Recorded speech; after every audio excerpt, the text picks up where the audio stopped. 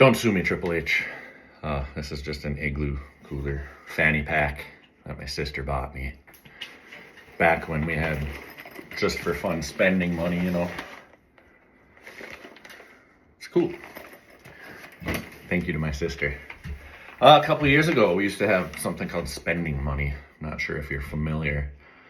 And then corporate profits took off through the roof. We had a pandemic. The supply chain was interrupted. So then prices had to naturally increase because supply was limited. And then we fixed the supply chain, but the prices didn't come down. So I don't have spending money. My sister doesn't have spending money, but we used to. And that's when I got the ass-kicking fanny pack. And the reason my sister bought me the fanny pack is because I love kayfabe.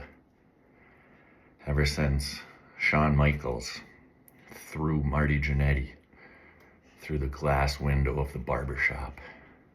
It hurt my heart. The betrayal of one rocker toward another. And my mom, who was a grown-up and not a 10-year-old boy at the time, said, well, you know, you can make sheets out of dissolved sugar, so I hope you threw them through sugar and not glass. And I said, Mom! And then Jake the Snake tied the Macho Man up in the ropes. And the python that usually wraps around the neck and constricts to kill was suddenly a biting snake. It's clamped in to the arm of the Macho Man. And my mom, who was not a 10-year-old boy, said, look at the way he's squirming side to side on there. He's defanged and everything. It's probably just blood capsules. And I said, Mom! But I love kayfabe, you know? You go down, you razor yourself, and all of a sudden there's blood everywhere. It's good stuff. Critics love to say, you know, it's not real, right?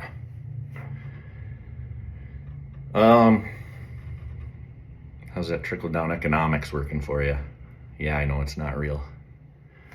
But it's predetermined. If you think jumping off the top rope onto the concrete of an arena, if it's got a pad this thick on it, doesn't hurt, holy cow. It is real. The action is real. But the storyline is predetermined. It serves a greater purpose.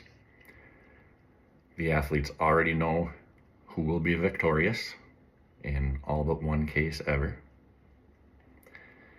Man, I hated to see Shawn Michaels betray Marty Jannetty when I was a boy, but holy cow. Shawn Michaels has to be on Mount Rushmore, doesn't he? My goodness. Career about as long as I've been alive. The Rocker, the HBK, brought us the NWO, led the Monday Night Wars. That was so fun. And now you watch the biography, and he's helping on NXT. He's still contributing. He can't do it physically, but the creativity and the technical skills, it's amazing. I don't know if I have a Mount Rushmore. It's pretty hard. You got to admit, Terry Bollea is an absolute piece of shit, but Hulk Hogan kind of made wrestling what it is. But if you want to asterisk him for being a prick, then, I mean, Bruno was the champion before him. So I think I'd put Bruno there. Ric Flair, 16-time champion. I was never one for counting how many championships. Like, I took a pause, and honestly, I'm not all that caught up with it anyway. But then they say Randy Orton's like a 13-time champion. I never saw any of Randy Orton's reigns. I never saw Cena as the rapper or as what I lost like 10 years in there. But let's see, Bruno, Ric Flair, the 16-time champion, back when that wasn't just in everything. Shawn Michaels, and probably The Taker. That would be my Mount Rushmore. for impact on the sport, legacy, you know, if you're going to do greatest of all time. Bruno, Flair, Michaels, Taker. I can go with that. My personal favorite, gotta have the action figures, gotta get the t-shirts. Brutus the Barber Beefcake. If I ever get to meet Ed Leslie, holy shit, that would be something. I see like New Jersey's real good for it, Ohio's real good for it. We don't do it up in the Northwoods too much. Every once in a great while, but if I could ever meet Ed Leslie or Fred Ottman, oh my God, I would love to meet Fred Ottman. I missed the debut of the Taskmaster. I found out about it later in the documentary style. So that was never, ever, ever part of my thoughts on Fred. I loved Tugboat Thomas, and I loved the natural disasters, and that shit was all cool to me. He looked so nice, like he had the kindest eyes as Tugboat. And then when he had to become Typhoon, I was like, okay, that's fine too, because I always liked Tenta. I think Tenta should be in the Hall of Fame by himself, because that was the villain during the Hulkster's time that I remember most clearly. And they say, well, he didn't have any other big right. Well, we're putting in stupid people in the Hall of Fame at this point now. Or people that from that period that I missed, I don't know. And there's a celebrity like John Tenta needs it. Demolition, I know that story. Those guys still go out, sign autographs and shit. That's very cool. All you guys made such an impact on me. It was so fun. And that's the thing. I know it's predetermined. I know it's a soap opera for men. It's what I need. It's escapism, you know? The real world is pretty fucking treacherous right now. Donald Trump's building a secret police and throwing people in concentration camps. It's un-American as hell. He says, let's suspend the Constitution. Let's terminate parts of the Constitution. That shit's scary and un-American. So if I gotta watch the tribal chief try to keep the tribe together, if I gotta see what Paul Heyman is doing to backstab, how he's manipulating all the pieces, it's fun.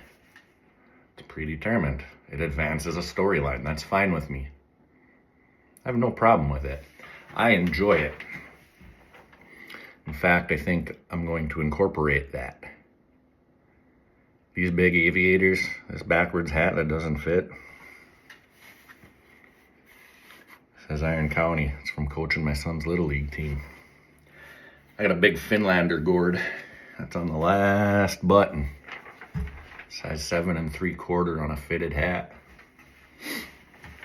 That's how we make heads up here in the Northwoods, all Finlander noggins. My kid was 4 and he was out of an 8-year-old's bike helmet. Well, this is my bird dog character. If you ever blow up, I'm going to take the shades off and the hat off and have a straight character called BDP that just reports the news. I'm kind of a political nerd, like I'm a kayfabe nerd. I care about this country. I want to see it succeed. There's a group of people that want less voting. I want more voting. That's the shirt. If I ever blow up, I'm going to wear the ranked choice voting shirt and the aviators. You come take a selfie with me if you want. That's the bird dog character. And then take the ranked choice voting shirt off, the hat and the aviators off, and put on a button shirt. Because in my day job, I'm an elementary teacher. So I got a lot of dress clothes. In the mornings, I'm going to read the news and kind of report out what happened politically, because that's the part that I find interesting. And that's my straight man side. If you enjoy this character, I'm going to try to inhabit 2 lanes. I'm going to go kayfabe for a while. I got 6 weeks left of summer, and I think that's pretty fun. So I'll be around. If you want to see the straight side, look for YouTube videos without aviators. And if you want to see the fun side, it's the YouTube videos with aviators. My last thing on kayfabe is that the last serious Surgeon General we had called for a porn literacy course. And I think that's vital. I absolutely support that idea. If you enjoy anything, one of my business ideas would be to create the course that helps these young men have realistic expectations, that helps keep these young ladies safe in every interaction. Because I've been on Reddit and I see the clickbait titles And I can imagine being a young man, not being 42, been divorced, got remarried, baby on the way.